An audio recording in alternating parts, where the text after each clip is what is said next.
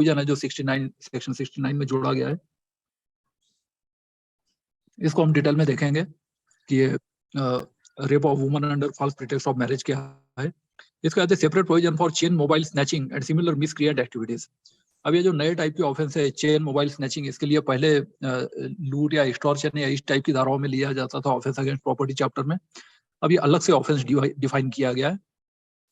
Punishment for offences against children enhanced from 7 years to imprisonment और to 10 years jail term. तो offences against children का एक separate सब chapter जोड़ा गया है चैप्टर 5 में, और इसमें 7 साल की बजाय 10 साल तक की सजा इसमें बढ़ाई गई है। फिर BNSS जो है PRPC, it allows for police custody from 15 up to 60 और 90 days, जिसको कपिल सिब्बल साहब ने जो क्रिटिसाइज किया है, जो सीनियर एडवोकेट है और भूतपूर्व लॉ मिनिस्टर भी है और सांसद भी है, तो उन्होंने ये कहा है कि इसको जो पुलिस कस्टडी जो है ये 15 दिन पहले होती थी और ये शुरू के 15 दिन होना आवश्यक था। बाद में संशोधन ये किया गया था क्योंकि जैसे ही लोग अरेस्ट होते सबसे पहले बीमार पड़ते थे, क्योंकि एक बार बीमार पड़ गए तो हमेशा पुलिस रिमांड से बच सकते हैं। बाद में ये चेंज कर दिया गया था कि 15 दिन के बाद भी यदि बीमार पड़े तब भी वो उसको बीमारी का बेनिफिट मिलता। मतलब पहले 15 दिन में बीमार पड़ना जरूरी नहीं था कभी भी, उसके बाद लोग करते थे क्रिमिनल्स के जो मतलब टैक्टिक्स होते हैं। अब ये कस्टडी जो है ये 15 दिन से बढ़ाकर 60 या 90 दिन किया गया है, इसको कपिल सिब्बल साहब ने क्रिटिसाइज किया गया है। Punishment of death penalty can at max be commuted to life term. जो कम्यूटेशन होता है परिवर्तन, एक टाइप की सजा को दूसरी सजा में बदलना। अब यदि डेथ पेनल्टी या फांसी की सजा है तो उसको केवल लाइफ टर्म तक ही किया जा सकता है, लाइफ इम्प्रिजनमेंट। और लाइफ इम्प्रिजनमेंट की डेफिनेशन भी दिए गई है सेक्शन 2 में अभी कि जब तक जिंदा रहेगा तब तक जेल में रहेगा। तो 14 या 20 साल जो है that is only for purpose of calculating percentage, जो 25% या 50% होता है अबेटमेंट या क्रिमिनल कॉस्ट पर। इसमें पनिशमेंट ऑफ लाइफ टर्म में at max be commuted to 7 years imprisonment. Life term यदि है तो कम्यूटेशन 7 साल हो सकता है, 7 साल से कम नहीं किया जा सकता। And punishment of 7 years may be commuted to 3 years imprisonment and no less. 7 साल का है तो 3 साल तक किया जा सकता है। तो इस तरह से जो कम्यूटेशन वगैरह के जो पावर है स्टेट गवर्नमेंट के या राज्यपाल, ये कम कर दिए गए हैं to prevent misuse in favour of politically से अफ्लुएंट अक्यूज। इसके बाद वीडियोग्राफी का प्रावधान है कि जो व्हीकल जब्त कर लिए गए और सालों साल पुलिस स्टेशन में सड़ते रहते थे, ऑब्सोलीट हो जाते थे, तो इस बारे में केस प्रॉपर्टी जिसको कहा जाता है, और ट्रायल होने के बाद जो पुलिस उसको रिलीज करती थी।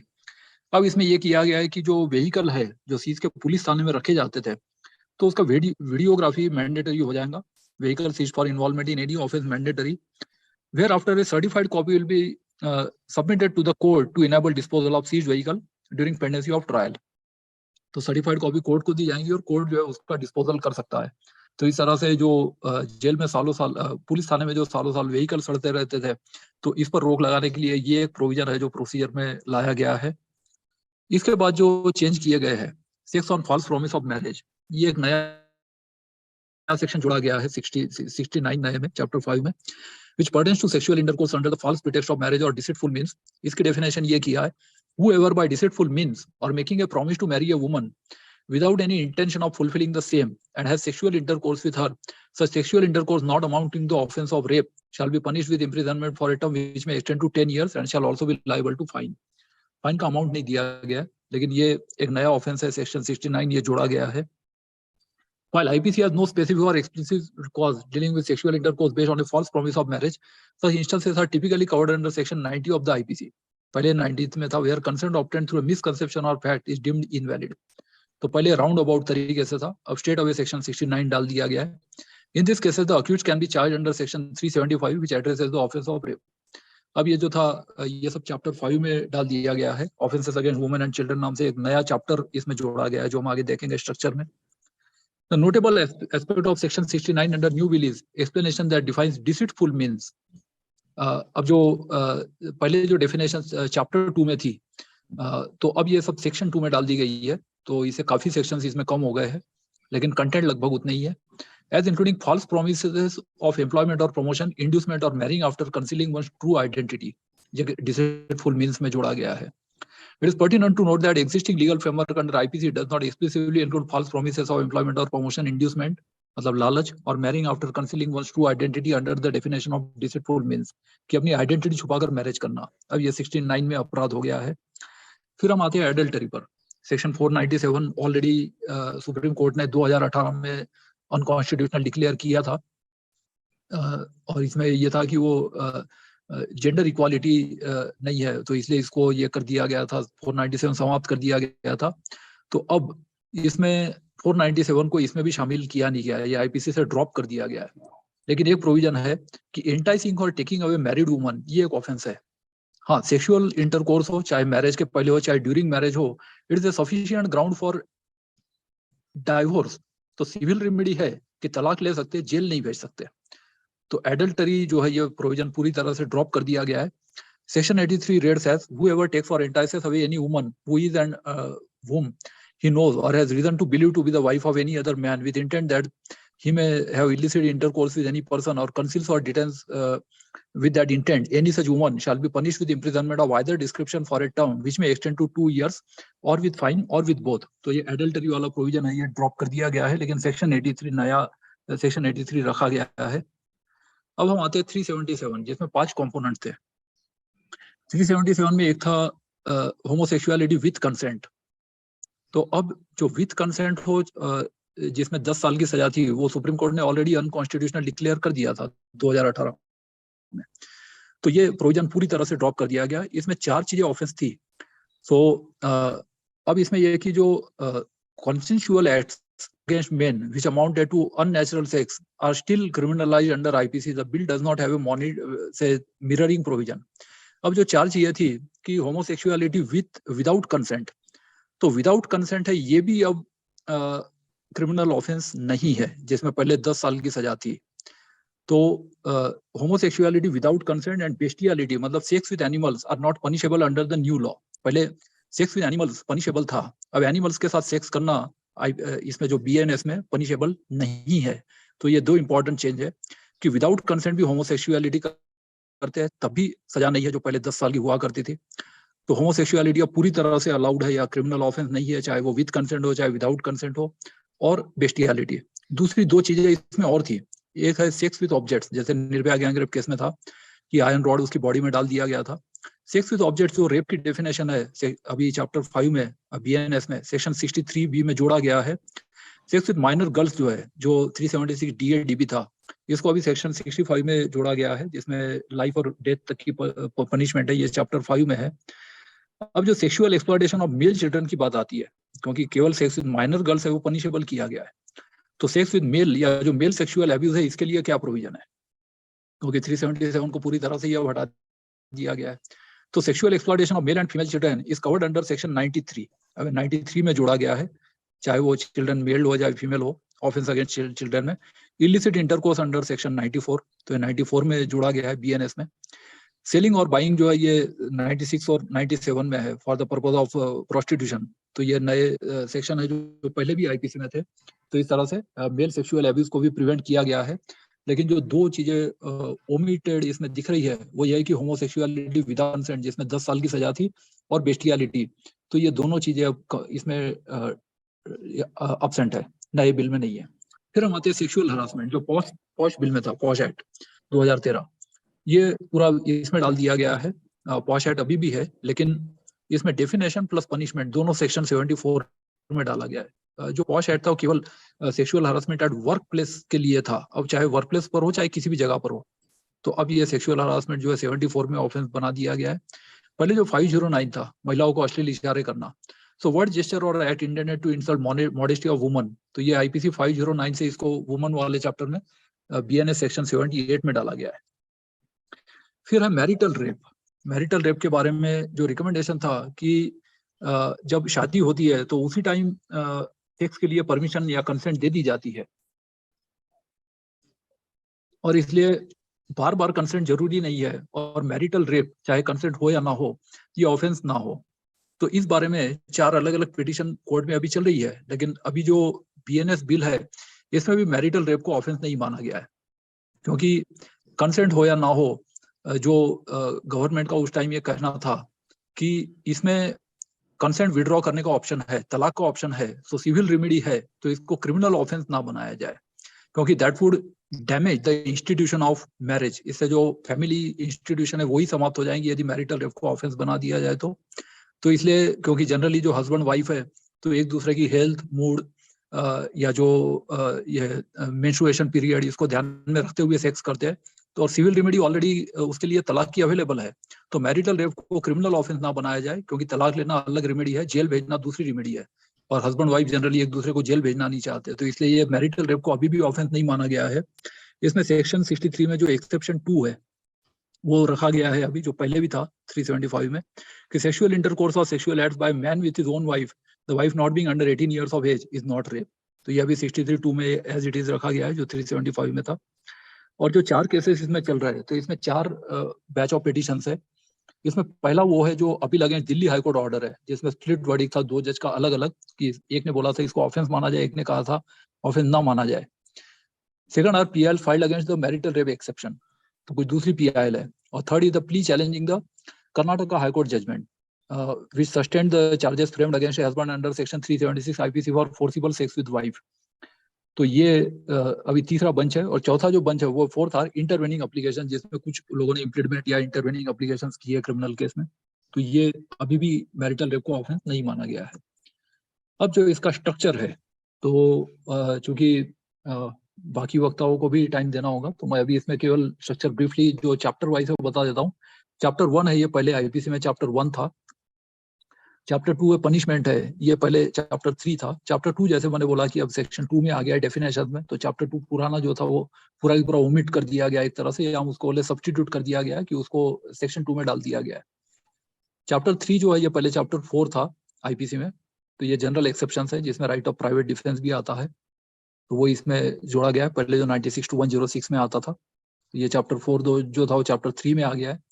Abetment criminal conspiracy and attempt जो है पहले चैप्टर 5 था, जो चैप्टर 4 हो गया है।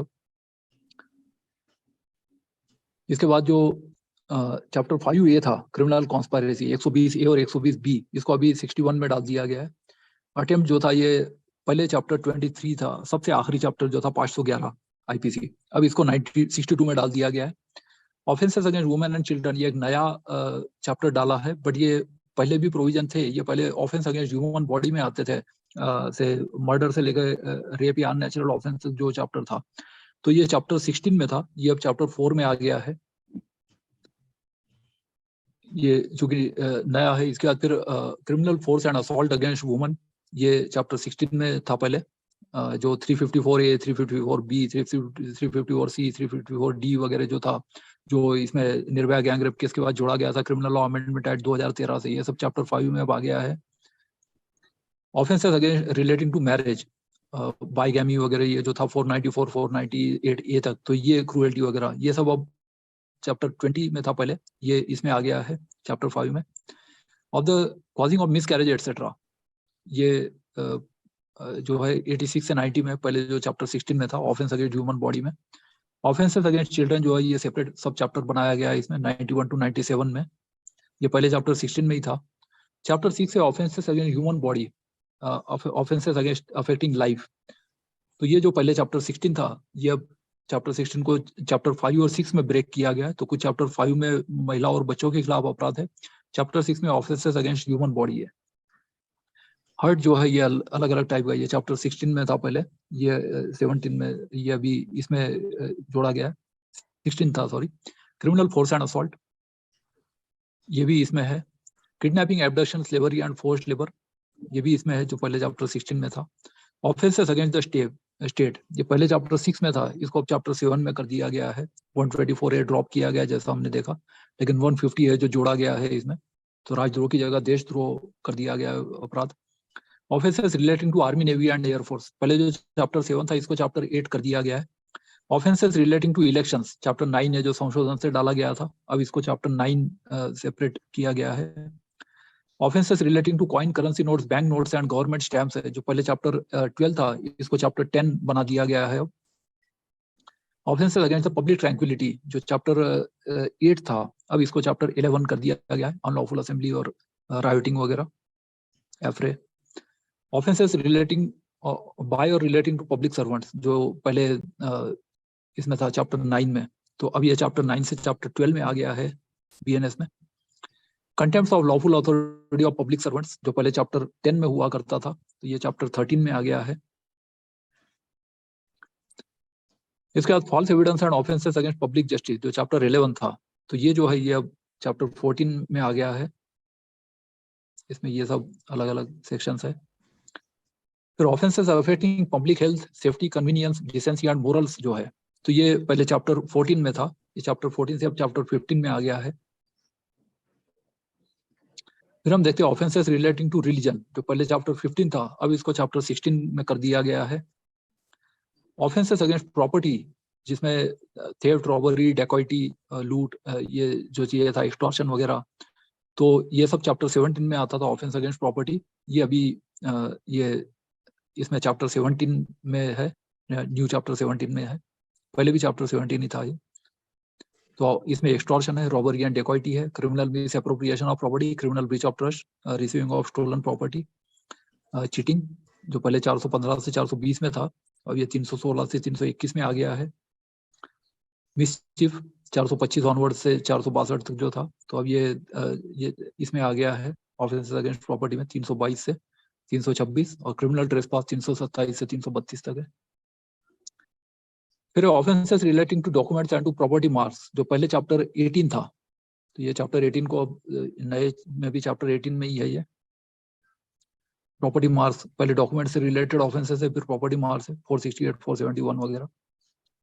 Criminal intimidation, insult, enhance and defamation etcetera, तो ये सब इसमें आ गया है चैप्टर 22 में, जो था चैप्टर 19 में आ गया है। जो 509 था महिलाओं को अश्लील इशारे करना, ये उसमें आ गया था, जो ऑफेंस अगेंस्ट वुमन में। Misconduct in public by drunken person, जिसमें केवल 10 रुपए की पेनल्टी थी, 510 जो था, ये अब 353 में आ गया है। डिफेमेशन 499, 500 जो था पहले आईपीसी में, तो ये चैप्टर 21 था, ये अब चैप्टर 19 में आ गया है। ब्रीच ऑफ ट्रस्ट, इसमें क्रिमिनल ब्रीच ऑफ ट्रस्ट, वैसे ये था चैप्टर 19 था, ये पूरा चैप्टर ही ड्रॉप कर दिया गया, लेकिन एक नया सेक्शन जोड़ा गया है जो 490 या इससे मैच नहीं होता है 491, 492 से। तो breach of contract to attend on और supply wants of helpless person, ये चैप्टर 19 में डाला गया। और सबसे आखिरी सेक्शन रिपील एंड सेविंग्स है। तो ये हो गया बीएनएस या आईपीसी।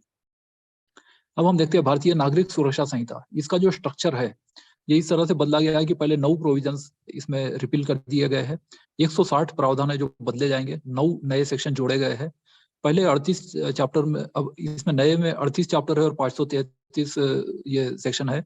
आईपीसी नहीं, सॉरी, सीआरपीसी होना चाहिए। सीआरपीसी में 484 प्लस सेक्शन थे, जो 37 प्लस 2 चैप्टर में थे, और 2 शेड्यूल से 2 शेड्यूल इसमें भी है। तो इसमें चैप्टर 1 है जो वैसा ही है जैसा पहले चैप्टर 1 था, लेकिन हाँ चेंजेस जो है वो डिटेल में अभी स्टडी नहीं किया मैंने। क्रिमिनल कोर्ट्स एंड ऑफिसेस, पहले चैप्टर 2 था, अभी भी चैप्टर 2 है। पावर ऑफ कोर्ट्स चैप्टर 3 में है, जो पहले भी चैप्टर 3 में था सीआरपीसी में। Powers of superior officers of police 4A और 4B था, इसको कंबाइन करके चैप्टर 4 बना दिया गया है अभी 30 से 34 तक। अरेस्ट ऑफ पर्सन से संबंधित जो प्रावधान है चैप्टर 5 में थे, ये अभी चैप्टर 5 में ही है। ये सेक्शन 35 से लेकर 63 तक है इसमें। चैप्टर 6 जो है प्रोसेस टू कॉम्पेल अपीयरेंस, इसमें अलग अलग प्रोसेस है। जो समन्स है 6A में था, ये अभी भी 6A में है। वारंट ऑफ अरेस्ट 6B में था, ये अभी 6B में है। प्रोक्लेमेशन ऑफ अटैचमेंट, ये सब चैप्टर 6C में था, ये अभी 6C में है। और अदर रूल्स रिगार्डिंग प्रोसेसेस, ये 6D में था, जो अभी 6D में है। फिर 7 है process to compel production of things, जिसमें समझ टू प्रोड्यूस 7A में था, ये अभी भी 7A में है। सर्च वारंट्स पहले 7B में था, अभी भी 7B में है। मिससेलेनियस चैप्टर 7D है, 7C कुछ हटा दिया गया है, कम कर दिया गया है, और ये मिससेलेनियस जो है ये अब C में डाल दिया गया है, 7D का 7C में आ गया है। चैप्टर 8 जो है reciprocal arrangements for assistance in certain matters and procedures for attachment and forfeiture of property, तो इसमें जो विदेशों के साथ जो हमारे संबंध है या जो एक्स्ट्राडिशन ट्रीटी वगैरह है, तो उसको ऑनर करने के लिए पहले जो 7A चैप्टर था सीआरपीसी में, अब इसको चैप्टर 8 में जोड़ दिया गया है। रीनंबरिंग और ये काफी किया गया है चैप्टर्स का प्लस सेक्शंस का, तो ये सब पूरा एक ओवरऑलिंग किया गया, जैसा पहले सीआरपीसी 1888 से 98 में हुआ था, उसके बाद 1898 से 1973 का बना था जो इंदिरा गांधी गवर्नमेंट में। अब ये 1973 के बाद इसमें फिर पूरा रीनंबरिंग कर दिया गया है एक बार। बीरेन जी, 8 की जगह बीरेन जी, होने आ गया। बीरेन जी, यहाँ पर जैसे ये जो आपने बाहर जो विदेश चले जाते हैं अपराधी हाँ, हमारे ये यहाँ के, हाँ अब जी, हाँ उनके जी। विरुद्ध प्रकरण चलाने क्या अब आवश्यक नहीं है कि जो व्यक्ति बाहर है, मतलब यहाँ पर नहीं उसको एक्स्ट्राडाइट कर पाए, मतलब एक्स्ट्राडिशन उसका नहीं हो पाया, ऐसे व्यक्तियों के विरुद्ध भी यहाँ पर अब कोर्ट में ये चलाया जा सकता है अभी, हाँ जी, हाँ जी, मतलब। एक्स पार्टी ट्रायल का प्रावधान है अभी। तो ये जो है वो वैसे चैप्टर 8 में नहीं आता, लेकिन जो ट्रायल वाला है उसमें प्रावधान है, या जो चार्जेस वाले में है, कि जहाँ पर कुछ लोग तो गिरफ्तार हो जाते हैं लेकिन कुछ लोग तो गिरफ्तार नहीं हो जाते हैं, या फिर एक से ज्यादा ऑफेंसेस है, किसी में कम सजा किसी में ज्यादा, तो उसमें कॉम्पिटेंट मैजिस्ट्रेट कौन रहेगा, या फिर बच्चे हैं और एडल्ट अपराधी है तो फिर ट्रायल कहाँ चलेगा, या फिर एफआईआर में कुछ और ऑफेंस है और फिर एक्चुअल ऑफेंस कुछ और आते हैं चार्जशीट में। तो ये जो है ये सब चार्ज की प्रोसेस में होता है।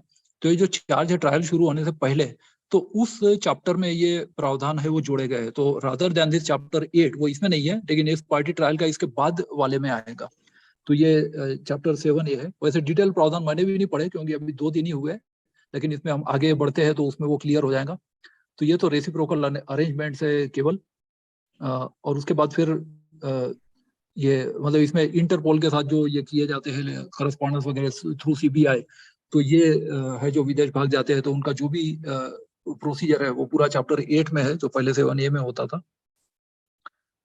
इस पार्टी ट्रायल हम इसके बाद देखेंगे आगे। फिर security for keeping peace and for good behaviour, पहले जो 106 से 110 था, अब इसको इसमें जोड़ा गया है, चैप्टर 9 में आ गया है, जो पहले चैप्टर 8 में हुआ करता था।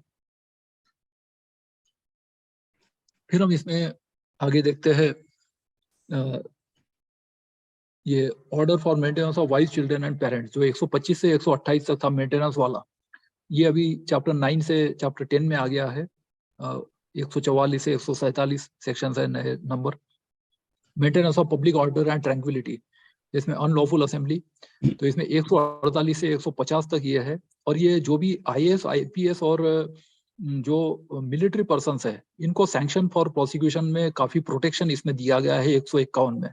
मतलब मॉब डिस्पर्सल के लिए इनके ऊपर क्रिमिनल ट्रायल चलाना बहुत मुश्किल हो गया। ये 151 है जो नया सेक्शन इसमें है as far as chapter 10 A is concern. बाकी प्रावधान हम चैप्टर 15 में देखेंगे।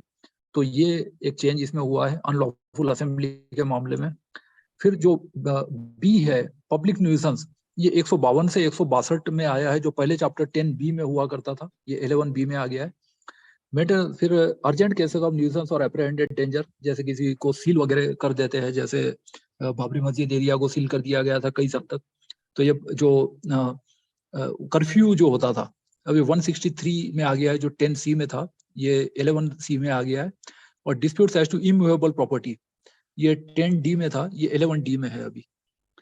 Preventive action of the police, ये चैप्टर 11 जो था ये चैप्टर 12 में आ गया है, रीनंबरिंग काफी किया गया है। Information to police and their powers to investigate, तो इसमें चैप्टर 12 था, ये चैप्टर 13 में आ गया है। इसके बाद ये 196 तक है, मतलब जो चार्जशीट है ये फाइनल रिपोर्ट जिसको कहते हैं, तो ये अब बदल गया है रिपोर्ट ऑफ पुलिस। ये 173 वाला 193 में आ गया है। कस्टोडियल डेथ होती है, तो पहले 176 था, अब ये 196 में आ गया है। तो इस तरह से लगभग 20 सेक्शन का इसमें फर्क हो रहा है, जो रीनंबरिंग किया गया उसकी वजह से। तो ये चैप्टर 12 था जो इन्वेस्टिगेशन था, ये अब चैप्टर 13 में गया है इन्वेस्टिगेशन। मतलब एफआईआर से लेके जो फाइनल रिपोर्ट तक का जो पूरा पार्ट है ये यहाँ पर है। पहले एफआईआर 154 में था, अब 173 में आ गया है। अब है jurisdiction of the criminal courts in inquiries and trials, जो चैप्टर 13 था ये चैप्टर 14 में आ गया है। Conditions requisite for initiation of proceedings, इसमें सैंक्शन फॉर प्रोसिक्यूशन से ये पहले तो ये है कि मतलब जो ये दिया जाता है सबको कि उसको 160 161 के बयान, एफआईआर की कॉपी, चार्जशीट की कॉपी और ये सब चीजें जो दिया जाता है कॉग्नाइजेंस है, 190 में जो था 200 में आ गया है। तो ये प्री ट्रायल प्रोसीजर जो है ये चैप्टर 15 में दिया गया है। और 15 में ही फिर सैंक्शन फॉर प्रोसिक्यूशन भी है, जो अभी 217 से 222 तक है। इसमें जो अलग अलग प्रावधान है, इसमें prosecution for offences against the state and for criminal conspiracy to commit such offence, prosecution of जजेस and public servants, prosecution for offences against marriage, prosecution of offences under section 84 of Bharatiya Nyaya संहिता, जो पहले आईपीसी 498 क्रूएल्टी हुआ करता था, कॉग्नाइजेंस of offence, और फिर prosecution for defamation. तो ये नए सैंक्शन फॉर प्रोसिक्यूशन है जो 197 198 में पहले हुआ करता था। तो ये 6 प्रावधान है जो अभी इसमें है, जो पहले चैप्टर 14 में था ये चैप्टर 15 में आ गया है। कंप्लेंट्स टू मजिस्ट्रेट, जो कंप्लेंट का चैप्टर है 200 200 से 202 204 तक जो था, तो ये अभी 223 से 226 में आ गया है। पहले जो चैप्टर 15 में था ये 16 में आ गया है। Commencement of proceedings before magistrates जो चैप्टर 16 में था ये चैप्टर 17 में आ गया है। चार्ज जो है, फॉर्म ऑफ चार्जेस, पहले जो चैप्टर 17B में था तो ये अभी 17A में आ गया है। इसमें ये चार्ज की पूरी प्रोसीजर है। फिर जो 4 टाइप के ट्रायल है, तो जो चैप्टर 18, 19, 20, 21 थे, तो इसमें चैप्टर 19 अब सेशन ट्रायल के लिए है। चैप्टर 20 में 3 तरह के केसेस जो होते हैं कि जिसको हम बोलते हैं FIR केसेस, कंप्लेंट केसेस।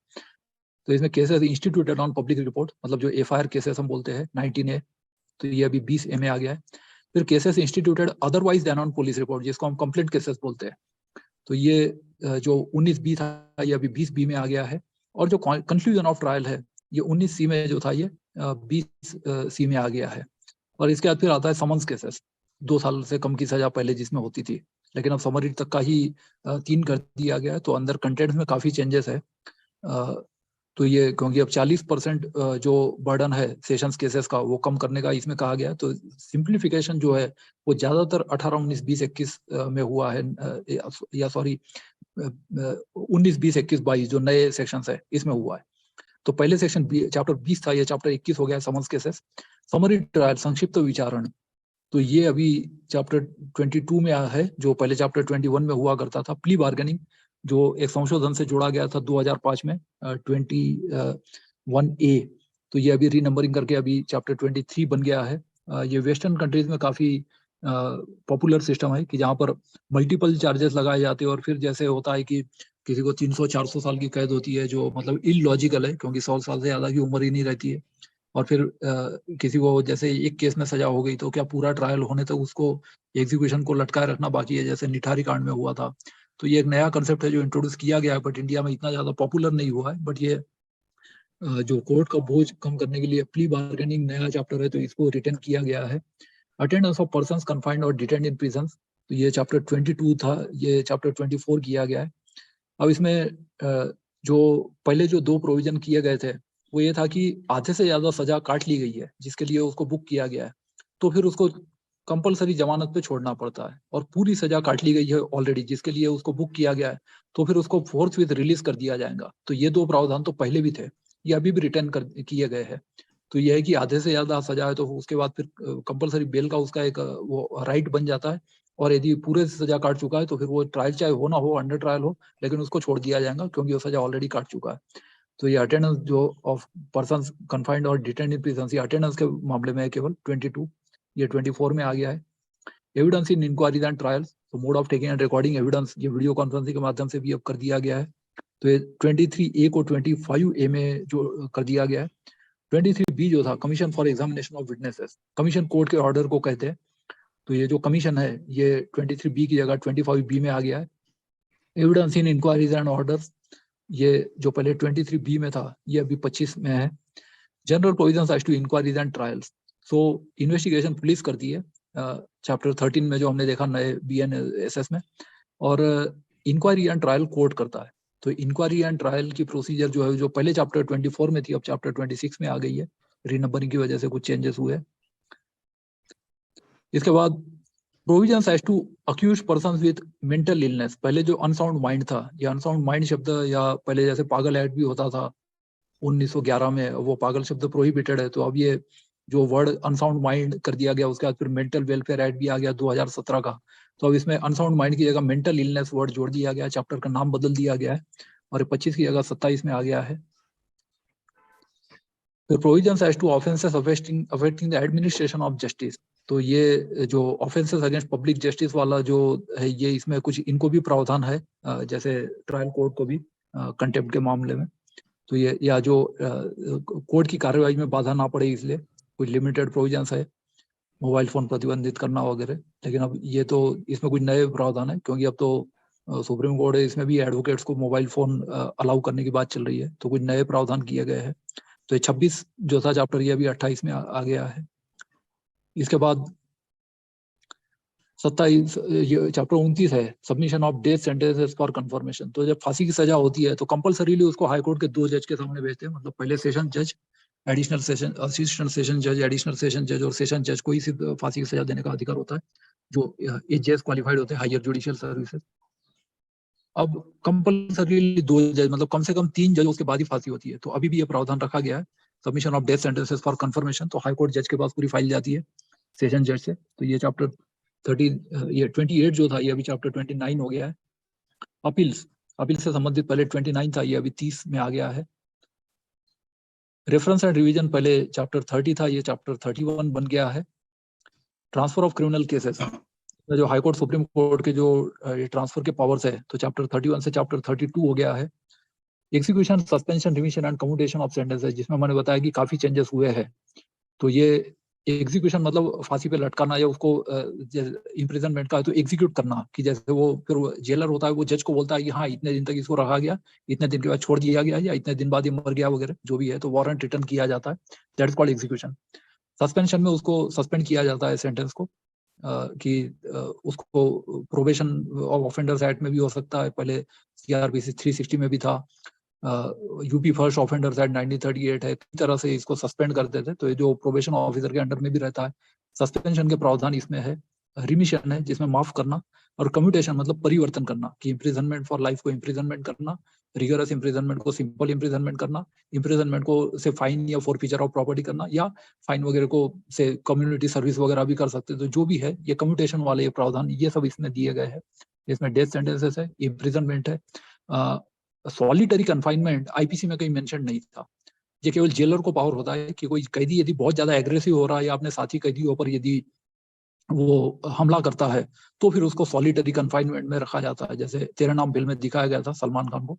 सो ये इम्प्रिजनमेंट ये अभी बी में आ गया है, 33 बी में। लेवी ऑफ फाइन, ये पहले 32 सी में था, जो अभी 33 सी में है। जनरल प्रोविजंस रिगार्डिंग एग्जीक्यूशन, ये 32 डी से 33 डी में आ गया है। तो ये हो गया execution, suspension, remission and commutation से संबंधित प्रावधान। और आखिरी में फिर केस प्रॉपर्टी का, जो इसमें 32 ई भी था, वो इसमें जोड़ा गया है, कि इसके बाद क्या होता है, जो भी ये पोस्ट ट्रायल प्रोसीजर में हम इसको मान सकते हैं, पूरा पोस्ट ट्रायल प्रोसीजर है। Provisions as to bail and bonds, पहले जो 436 से 450 तक था जमानत, तो अब ये जमानत वाला जो है, ये अब 479 ऑनवर्ड्स है। तो इसमें सीआरपीसी 33 चैप्टर जो था, ये 34 में आ गया है, बेल एंड बॉन्ड्स। तो इसमें पुलिस के और ये कोर्ट के और पुलिस के पावर से बेल और बॉन्ड के मामले में। फिर disposal of property, case property जो होती है, कि जैसे कैश बुक है, लेजर है, अटेंडेंस रजिस्टर है, ड्रग्स है, हथियार है, या जो भी चीज है, इसका बाद में क्या होता है केस के बाद। तो इसमें ये चेंज किया गया है कि जो वीडियोग्राफी, और जो अभी मैंने प्रावधान बताया कि व्हीकल वगैरह है, तो वीडियोग्राफी करके उसको रिटर्न किया जा सकता है। तो डिस्पोजल ऑफ प्रॉपर्टी जो है, या केस प्रॉपर्टी 34 के बाद, ये जो पहले 34 में था, अब चैप्टर 35 में आ गया है। इर्रेगुलर प्रोसीडिंग्स, 2 टाइप की प्रोसीडिंग्स इसमें मानी गई है, that vitiates the complete trial and that does not vitiate the criminal trial. तो ये जिससे पूरा प्रक्रिया दूषित हो जाती है और पूरी प्रक्रिया दूषित नहीं होती है, ये इसमें दिया गया है। तो ये चैप्टर पहले 35 था, या 36 में आ गया है। फिर limitation for taking cognizance of certain offences, financial offences में कोई लिमिटेशन नहीं होता है, कभी भी वो किया जा सकता है, पहले भी ये प्रावधान था। तो अब इसमें 515 से 521 तक, जो पहले चैप्टर 36 था, इसको 37 में जोड़ा गया है। मिससेलेनियस जो है, ये चैप्टर 38 है, जो आखिरी चैप्टर है इसका। और इसके बाद फिर 2 शेड्यूल है। पहला शेड्यूल ये है, जो पहले भी था, कि कौन से ऑफेंसेस है जो आईपीसी, नॉन आईपीसी, मेनली इसमें आईपीसी ऑफेंसेस दिए गए हैं, उसकी प्रोसीजर जो है, कि वो कॉग्नाइजेबल है, नॉन कॉग्नाइजेबल है, बेलेबल है, नॉन बेलेबल है, tribal by which type of magistrate, ये जो है चैप्टर शेड्यूल में बहुत लंबी लिस्ट दी गई है। तो ये काफी इसमें रीनंबरिंग वगैरह किया गया होगा, ऐसा मैं अनुमान लगा सकता हूँ। सेकंड शेड्यूल में पहले 56 फॉर्म थे, जो पुलिस थानों में, कोर्ट में, जेल में तरह तरह के जो फॉर्म यूज किए जाते थे, तो वो सब फॉर्म के जो प्रोफार्मा है, ये सब सेकंड शेड्यूल में दिए गए थे, ये अभी भी है। इसके बाद फिर हम आते हैं तीसरे में, भारतीय साक्ष्य अधिनियम बिल, जो सिविल और क्रिमिनल दोनों के लिए लागू होता है। इसमें 5 प्रोविजंस रिपील किए गए 1872 के।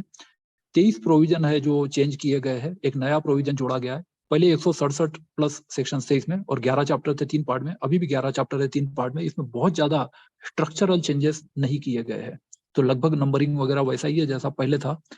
फिर भी जो पहले जो इससे फैमिलियर हो या ना हो, नाम भी लगभग वही रखा गया जो पहले इंडियन एविडेंस एक्ट था, अब उसी का हिंदीकरण करके ये भारतीय साक्ष्य बिल किया गया, जो भारतीय BA से इसको बोल सकते हैं हम शॉर्ट में। तो इसमें प्रिलिमिनरी चैप्टर 1 है, चैप्टर 2 में रेलेवेंसी ऑफ फैक्ट्स है। जो रेलेवेंट है वो कोर्ट में प्रस्तुत कर सकते हैं, जो रेलेवेंट नहीं है वो कोर्ट के सामने हम प्रस्तुत ही नहीं कर सकते। फिर रेलेवेंसी के बाद एडमिशन होता है सिविल केस में, कि कोई अपना मान लेता है कि हाँ अमुक कार्य किया है, तो वो एडमिशन है। क्रिमिनल में उसको कन्फेशन कहा जाता है। तो ये एडमिशन और कन्फेशन इसमें दिया गया है रेलेवेंसी ऑफ फैक्ट्स में। फिर statements by person who can not be called as witnesses, जो मर गए हैं, डाइंग डिक्लेरेशन, सेक्शन 32 जो था, अब ये सेक्शन 26 बन गया है। Statements made under special circumstances, ये इसमें है आगे। Judgements of courts when relevant, ये सब चैप्टर है। फिर opinions of third persons when relevant, expert evidence था।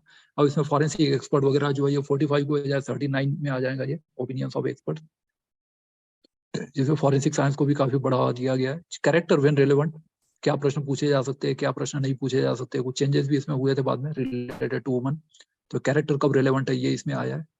फिर पार्ट 3 जो है ऑन प्रूफ, तो इसमें facts which need not be prove, क्या साबित नहीं करना पड़ता, इसका पूरा एक चैप्टर है, चैप्टर 3। फिर ओरल एविडेंस चैप्टर 4 है, मौखिक साक्ष्य। इसके बाद फिर डॉक्यूमेंट्री एविडेंस चैप्टर 5 है। लगभग स्ट्रक्चर वैसा ही है जैसा पिछले एविडेंस एक्ट में था।